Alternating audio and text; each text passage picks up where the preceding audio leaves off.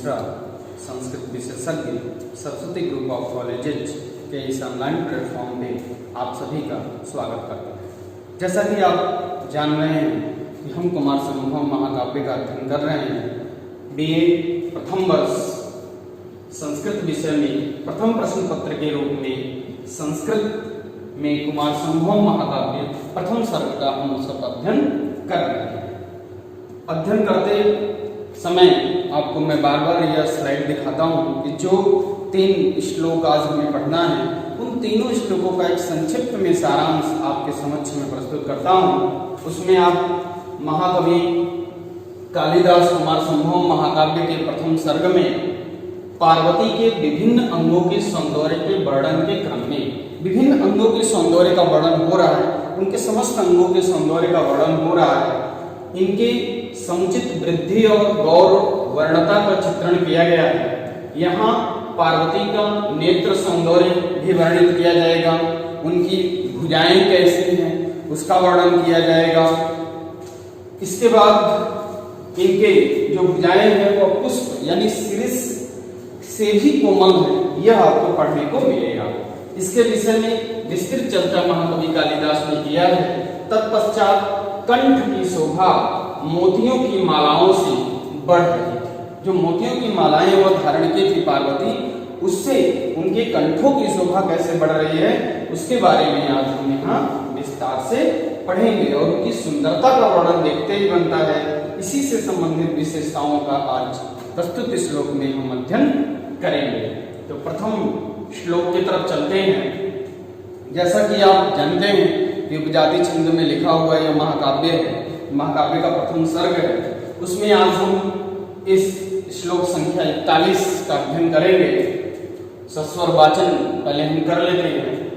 शीर्ष पुष्पाधिक सौकुमार्यो बाहु तदीया वितिमे वितरकः पराजितेना पतितो हरस्य यौ कंठपासौ मकरध्वजेन यौ कंठपासौ मकरध्वजेन। यहाँ पे महाकवि कालिदास ने सबसे पहले आप जब देखेंगे अन्वय के अनुसार तो यहाँ से इन्होंने पहला वर्ड लिया है, पहला शब्द लिया है तदीयौ। तदीयौ बाहु, यहाँ पे 2 नंबर तदीयौ बाहु। जब संधि विच्छेद करेंगे तो तदीयौ हो जाएगा, बाहु हो जाएगा। तदीयौ शब्द द्विवचन में है। उनकी दोनों भुजाएं, बाहु माने भुजा, उनकी दोनों भुजाएं कैसी हैं इसका वर्णन महाकवि कालिदास ने प्रस्तुत श्लोक में किया है। शीर्ष पुष्पाधिक सौकुमार्यो, किस पुष्प से अधिक सुकुमार है उस पुष्प का नाम महाकवि ने दे दिया है शीर्ष। शीर्ष पुष्पाधिक सौकुमार्यो, क्या तदीयौ बाहु, तदीयौ बाहु इति मे वितर्क। ऐसा मेरा मानना है, ऐसा मेरा अनुमान है, ऐसा मेरा तर्क है, ऐसा मेरा वितर्क है कि तदीयौ बाहु, उसकी जो बाहें हैं, उसकी जो दोनों भुजाएं हैं, वह भुजाएं कैसे हैं?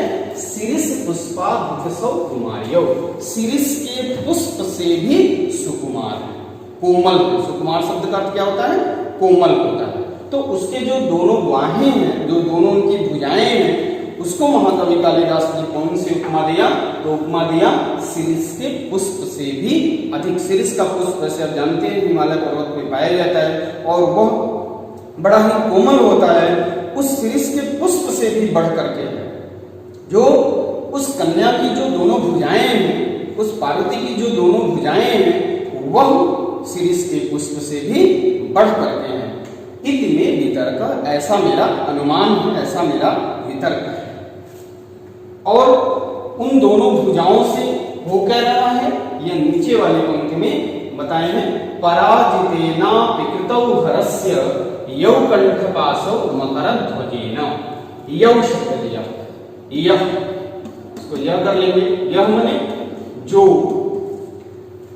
जो दोनों भुजाएं, यौ जो दोनों भुजाएं पराजितेना, पराजित हुए, पराजितेन अप, पराजितेन को अलग कर लेंगे, अपि को अलग कर लेंगे। पराजित हुए भी या पराजित हुए कौन? मकरध्वजेन। मकरध्वज पर्यायवाचक है कामदेव। किसका पर्यायवाचक है? कामदेव का पर्यायवाचक है मकरध्वज। मकरध्वजेन, मकरध्वज एकश मकरध्वज, बहुब्रीहि समास है। मकरध्वजेन, मकर ध्वज के द्वारा या कामदेव के द्वारा क्या? हरस, हरस भगवान शिव के लिए आया हुआ है। इस हरस शब्द का अर्थ होगा शिव या शंकर। शिव भी कर सकते हैं और क्या शंकर भी लिख सकते हैं, दोनों उसी देवता का नाम है। यौ जो दोनों भुजाएं, ध्यान रखिएगा अन्वय के अनुसार आपको बता रहे हैं। यौ जो दोनों भुजाएं, यौ जो दोनों भुजाएं पराजितेन पराजित हुए। कौन? आप जानते हैं कि कामदेव भगवान शिव से पराजित हुए हैं और पराजित ही नहीं हुए बल्कि भस्म कर दिए गए थे उनके त्रिनेत्र के द्वारा, तीसरे नेत्र के द्वारा। कामदेव जब उनके अंदर काम भाव को जागृत करने गए तो जब भगवान शिव ने अपना तीसरा नेत्र खोला तो उस नेत्र से कामदेव भस्म हो गए। तभी से उनका एक नाम अनंग भी रखा गया है, बिना अंगों वाले। तो यौ जिनकी या जो दो भुजाएं पराजिते नामपि पराजित हुए मकरध्वजेन कामदेव के द्वारा हरस्य भगवान शिव के क्या? कंठ पासौ, कंठ पासौ, कंठ का पास। कंठ का पास का मतलब हो सकते हैं कंठ का हार। कंठ के पास शब्द का एक और अर्थ क्या है? वैसे तो कंठ पास हम लिख देंगे तब भी सही है, लेकिन कंठ पास शब्द को यदि और हम व्याख्या करना चाहें तो कर सकते हैं कि उनके गले का हार। कंठ पासौ कृतौ, कृतौ शब्द का अर्थ है किया। उन दोनों भुजाओं को कामदेव जो पराजित हो चुके थे, उन्हीं दोनों भुजाओं को भगवान शिव के लिए क्या बनाया? कंठ का पास बनाया। कंठ का पास कृतौ माने किया। दूसरे श्लोक को हम देखते हैं। यह भी उपजाति छंद में ये लिखा हुआ है, पहले सस्वर वाचन इसका कर लेते हैं। कंठस्य तस्या स्तनबन्धुरश मुक्ता कलापस्य च निस्तलस्य अन्योन्य शोभा जनाद बभूव साधारणो भूषणभूष्य भावः, साधारणो भूषणभूष्य भावः। यहाँ पे तस्याः शब्द को लेंगे, उसके यानी पार्वती के तन बंधु, तन बंधुरस्य, यहाँ यह कर लेंगे तन बंधुरस्य, उस पार्वती के उरूस के वर्णन इसमें महाकवि कालिदास ने किया है। उनके अन्यो शोभा जनात बभूव साधारणो भूषण भाष्य, उनकी शोभा का इन्होंने यहाँ वर्णन किया, उनके सौंदर्य का यहाँ वर्णन किया है कि उनका कंठ कैसा है। मुख्य रूप से इसमें उनके कंठ का वर्णन किया गया है। कंठ उनका कैसा था, इस कंठ के बारे में महाकवि कालिदास ने प्रस्तुत श्लोक में उपमाएं देकर के बताए हैं कि उनका कंठ किस प्रकार से लग रहा है। तस्याह स्तन बद्धुरस्य, उनके जो रोज उससे क्या हुआ है? कंठस्य, कंठ, कंठ के उनके रोजों से उन्मेलित जो कंठस्य है, जो कंठ है, वह कंठ क्या कर रहे हैं? निस्तलस्य मुक्ता कलापस्य च, निस्तलस्य, निस्तलस्य शब्द का अर्थ क्या होगा? गोलाकार या गोल। मुक्ता कलापस्य, मुक्ता, मुक्ता की मालाएं, मोतियों की मालाएं, मुक्ता का मालाएं का मतलब कर लेंगे मोतियों का माला। किसका? गोलाकार मोतियों का माला को उन्होंने क्या किया है? धारण किया है। निस्तलस्य मुक्ता कलापस्य, और वह मोतियों के जो माला है और जो कंठ है वह दोनों कैसे लग रहे हैं? अन्यो अन्य शोभा जनात, अन्यो अन्यो अन्योन्य शोभा, एक दूसरे की अन्योन्य एक दूसरे की शोभा जनता, शोभा को उत्पन्न करने वाले कंठ जो है और जो मोतियों के माला है वह दोनों क्या कर रहे हैं, एक दूसरे की शोभा को उत्पन्न कर रहे हैं। जो कलापस्य है वह कंठ की शोभा कर रहा है और जो कंठ है वह कलापस्य यानी मुक्ता कलापस्य की शोभा बढ़ा रहा है। कंठ से मोतियों के मालाओं की भी शोभा बढ़ रही है और मोतियों की मालाओं से कंठ की भी शोभा बढ़ रही है। इसीलिए कहा अन्योन्य शोभात जनात, एक दूसरे का वह क्या कर रहे हैं, शोभा को उत्पन्न करते हुए, उत्पन्न करने वाले। भूषण भूष्य भाव, और दोनों क्या हैं, भूषण भूष्य भाव की है। कैसे हैं, साधारण बभूव, दोनों एक दूसरे के भूषण और भूष्य का भाव भी साधारण मने सामान्य, बभूव मने हुए। यह भू धातु लिट लकार में प्रथम पुरुष एकवचन में बभूव बनता है यानी हुए।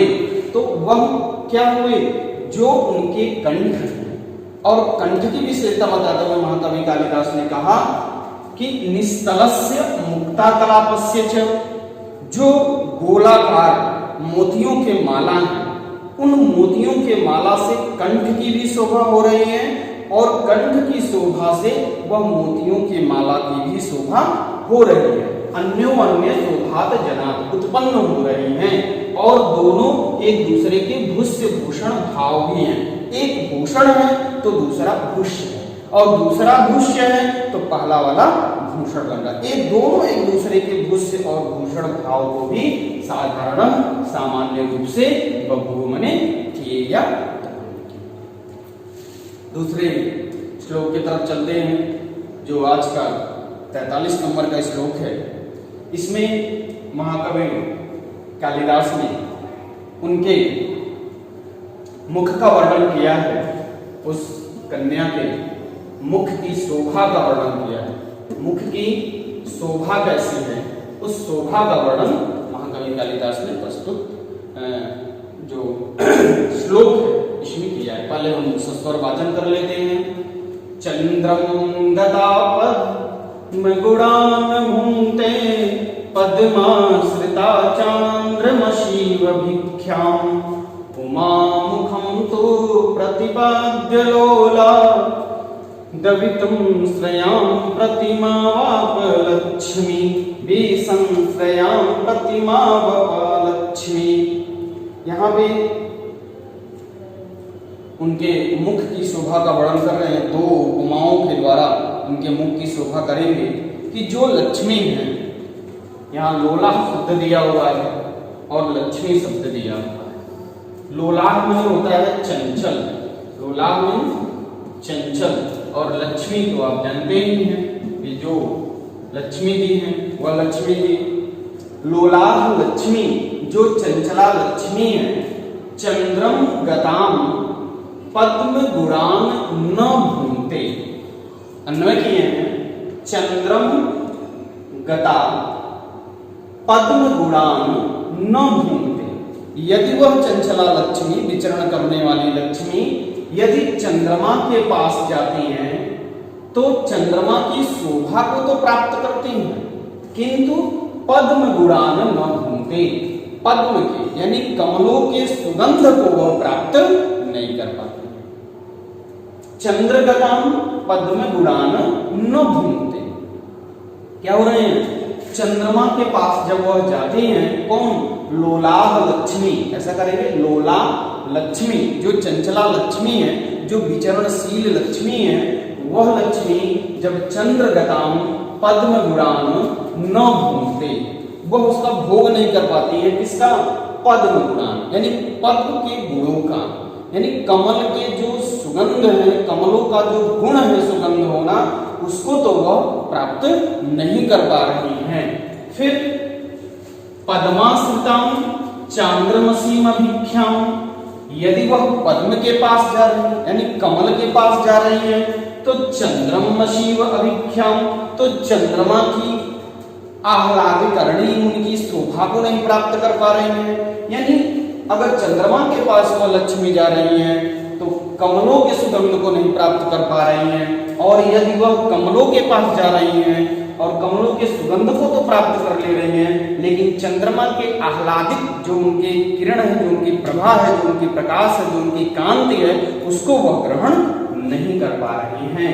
न भूमते किंतु कहाँ उमा मुखम प्रतिपद्यतु, उमा मुखम प्रतिपद्यम, यदि उमा के मुख में, उमा जानते हैं ना, इनका नाम पार्वती का एक नाम उमा भी है, जो इनकी माता ने इनका नामकरण किया था। आप श्लोक पिछला पढ़ेंगे तो उसमें दिया था उमायति, उमा एति दिया हुआ था कि तुम तपस्या मत करना, यहीं से उनका नामकरण उमा भी एक हो गया। तो उमा मुखम तु प्रतिपद्यम, उमा मुखम, उमा के मुख, प्रतिपद्यतु, जब वह उमा के मुख के पास जाती है, कौन? चंचला लक्ष्मी, विचरणशीला लक्ष्मी, जब वह उमा के मुख के पास जाते हैं तो द्वि संश्रया प्रतिमवापः, द्वि संश्रया, यह दोनों गुण उनको कहाँ मिल जाता है? प्रीतिम, प्रीतिम माने आनंद, प्रीतिम शब्द का अर्थ होगा, प्रीति माने प्रेम होता है, तो यहाँ प्रीतिम शब्द है, प्रीतिम का अर्थ हो जाएगा आनंद से लेंगे, यानी दोनों आनंद वह एक स्थान पे तब प्राप्त कर पा रही हैं जब वह उमा मुखम के पास जाए, यानी उमा के मुख के पास जा रहे हैं, जब उस पार्वती के मुख के पास चंचला लक्ष्मी जा रही हैं, विचरणशीला लक्ष्मी जा रही हैं, तभी उनको यह दोनों सुख एक स्थान पे मिल जा रहा है, यह दोनों आनंद उनको एक स्थान पे मिल जा रहा है। नहीं तो यदि चंद्रगताम पद्म गुणाम न भुनकते, यदि वह चंद्रमा के पास जा रही हैं तो कमलों के सुगंध को प्राप्त नहीं कर पा रही हैं। यदि पद्माश्रिताम चंद्रमसीम अभिख्याम, यदि वह पद्म के पास यानी कमल के पास जा रही है तो कमल के सुगंध को तो प्राप्त कर पा रही हैं, लेकिन जो चंद्रमा की जो आह्लादीकरण, जो उनकी किरणें हैं, जो उनकी शोभा है, उसको फिर नहीं प्राप्त करते, यानी एक स्थान पे जाने से केवल उनको एक की ही प्राप्ति हो रही है, जो लोलाह लक्ष्मी। लेकिन जब वह उमा मुखम प्रतिपद्यन्तु, जब वह उमा के मुख के पास जाते हैं तो द्वि संश्रयाम प्रतिम अवापः, वह दोनों उनको क्या हो जा रहा है? उस उमा के मुख में, उस पार्वती के मुख में, उस कन्या के मुख में, इनको दोनों गुण एक साथ प्राप्त हो जाते हैं। इसमें व्यतिकर अलंकार है। तो मुख्य रूप से कालिदास ने यहाँ प्राकृतिक सौंदर्य का द्वारा उस पार्वती के विभिन्न अंगों का वर्णन कर रहे हैं। आज आपने कंठ का देखा, आज आपने उनके मुख का वर्णन को देखा, ऐसे ही आगे उनके और जो अंग हैं उन अंगों का वर्णन लेकर के हम आपके समक्ष पुनः उपस्थित होंगे। तब तक के लिए नमः।